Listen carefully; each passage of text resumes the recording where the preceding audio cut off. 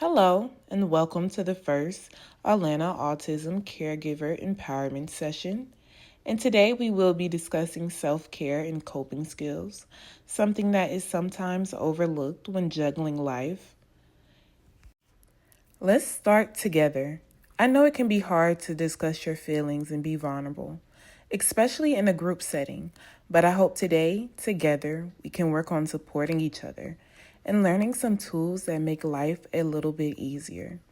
Today, I'm feeling maybe calm, peaceful, tired, overwhelmed. I know sometimes handling that burden can be heavy. Let's take a little time to go around the room or just take a moment to yourself and think about one way that you're feeling today. It could be anything, overwhelmed, happy, or whatever describes best where you're at. There are no right or wrong answers, just how you feel right now.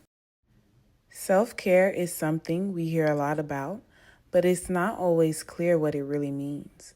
When we talk about self-care here, we talk about taking care of your physical, emotional, and mental health. Self-care includes skills that can help you regulate emotions and feel better in the moment, especially during stressful or challenging situations. And most importantly, self-care isn't selfish. It allows you to show up as your best self for you and your family. So today, as we move through our session, I want you to think about the small ways you can build self-care into your daily routine. As caregivers, we face all kinds of different stress, whether it's juggling work, home, finances, or managing children's needs. Before we talk about scoping skills, let's pause and think.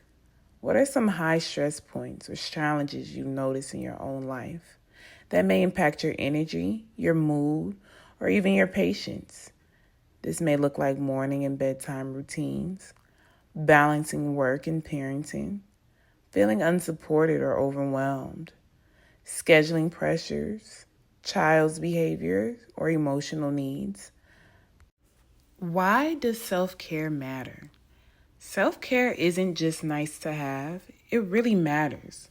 When we take care of ourselves, we reduce stress and prevent burnout. It also helps us manage our emotions more effectively, allowing us to respond rather than react in challenging parenting moments. By practicing self-care, we boost our energy and focus, which helps us fully show up for our children. It also models healthy habits for them. Children notice when we take care of ourselves, and it teaches them to value their own well-being as well. And finally, consistent self-care supports our overall physical and mental health, which makes a huge difference in our daily lives. Stressors caregivers face. Caregiving can be rewarding, but it also comes with a lot of challenges. Many caregivers face multiple stressors at once. Balancing work, household tasks, and parenting responsibilities can feel overwhelming. Everyday stressors include managing children's behaviors or emotional needs, financial pressures, limited support, and even your own health concerns. Navigating school, medical, or social service systems can add another layer of stress. It's important to recognize these stressors because naming them is the first step towards managing them and taking care of yourself. Understanding the caregiver stress cycle. Increased caregiving demands can lead to less time for self-care, which leads to higher stress and exhaustion. In result, lower patience and energy, and this can increase child stress and repeat that pattern. The caregiver stress cycle reminds us how connected our well-being is to our child's. When we're running on empty, stress builds and patience runs low. And our children can sense that. But the good news is, even small pauses like deep breathing, stepping outside, or asking for help can break the cycle. Taking care of yourself truly helps your child feel more calm and secure. Let's take a few moments to reflect on what's really weighing in on us as caregivers. You might want to write one or two things down that feel most stressful or draining right now.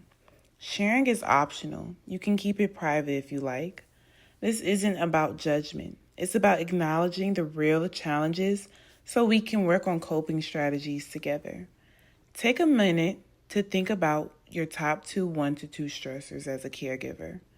That could be anything that drains your energy or causes tension, big or small. Recognizing signs of caregiver burnout: constant exhaustion, even after rest, irritability or feeling detached, guilty for needing time away, difficulty concentrating or sleeping, losing joy in things you used to love, feeling like you're on autopilot instead of truly present. As you look at these signs, I want you to pause and think about how many of them feel familiar. Constant exhaustion, irritability, or feeling detached, even after getting rest, can all signal emotional burnout.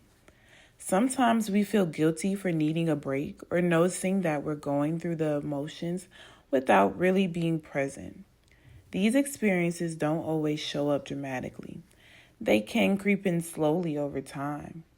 When you start to lose joy in things that once made you happy, or you find it hard to focus or sleep, your mind and body are telling you that you need care and recovery. Recognizing these signs early is the first step towards protecting your well-being. Remember, needing rest or space isn't weakness.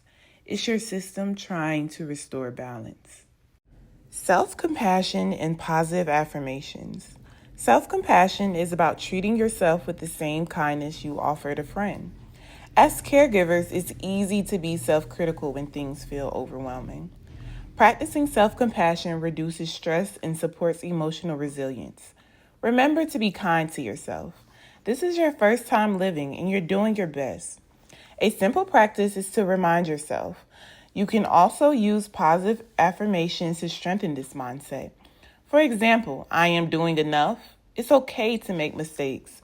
I am allowed to take care of myself. You can say these things quietly to yourself throughout the day or even write them down in a journal. Coping skills, deep breathing and grounding techniques.